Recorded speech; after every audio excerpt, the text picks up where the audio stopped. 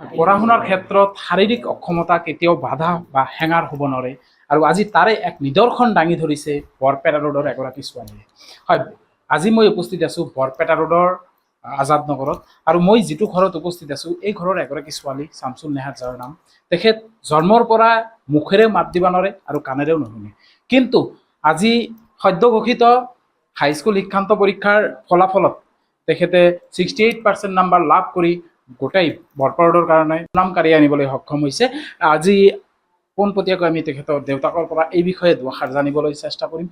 কি ক'ব, আজি কেনেকুৱা অনুভৱ আপোনাৰ, প্ৰথম অনুভূতি কি আপোনাৰ? নমস্কাৰ, মোৰ বহুত ভাল লাগিছে আজি মোৰ ছোৱালী মেট্ৰিক পৰীক্ষা ভাল ফলাফল কৰাৰ কাৰণে মই অতি সুখী। তেখেতক ধন্যবাদ।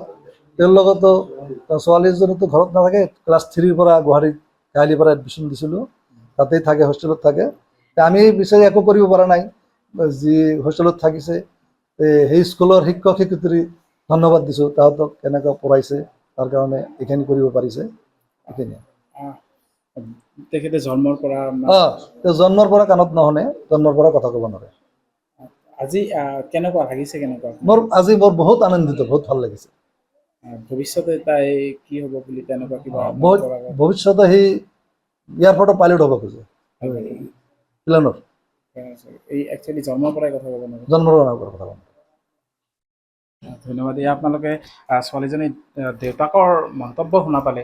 আমি তেখেতে যদিও মুখেৰে মাত দিব নোৱাৰে বা কাণেৰে শুনিব নোৱাৰে, আমি তেখেতে আকাৰ ইংগিতে কিছু কথা ক'ব পাৰে, আমি যথাসম্ভৱ তাৰে কিছু দৃশ্যাংশ দেখুৱাম আপোনালোকক। তেনেকুৱা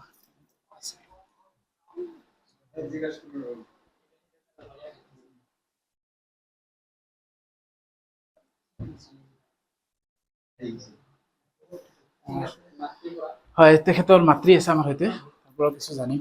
কি ক'ব, কেনেকুৱা অনুভৱ, কেনেকুৱা আপোনাৰ আজি, যিহেতু আপোনাৰ শাৰীৰিকভাৱে আপোনাৰ কন্যা সন্তানে ইমান ভাল ৰিজাল্ট কৰিবলৈ হওক?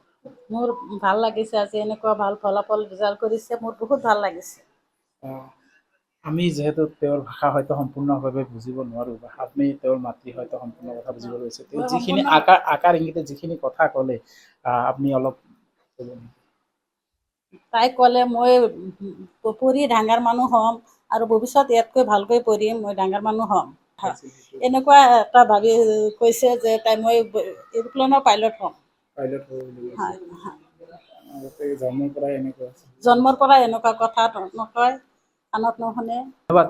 এয়া আপোনালোকে একচুৱেলি পৰিয়ালৰ মন্তব্য শুনা পালে, আৰু তেখেতে যদিও মুখেৰে মাত দিব নোৱাৰে বা কাণেৰে নুশুনে, তথাপি আমি আকাৰ ইংগিতে আমাৰ সৈতে কিছু কথা পাতিছে, আৰু তেখেতৰ মাতৃ আমাক জনোৱা অনুসৰি তেখেতে আমাক বুজাব খুজিছে যে ভৱিষ্যতে তেওঁ সপোন বা এইম ইন লাইফ যিটো, তেওঁ ভৱিষ্যতত পাইলটৰ চাকৰি কৰাৰ আশা ব্যক্ত কৰিছে।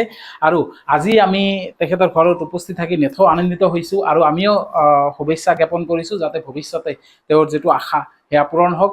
ধন্যবাদ। যিকোনো খবৰৰ বাবে যোগাযোগ কৰক 7099017330 লগতে 7099017110 নম্বৰত।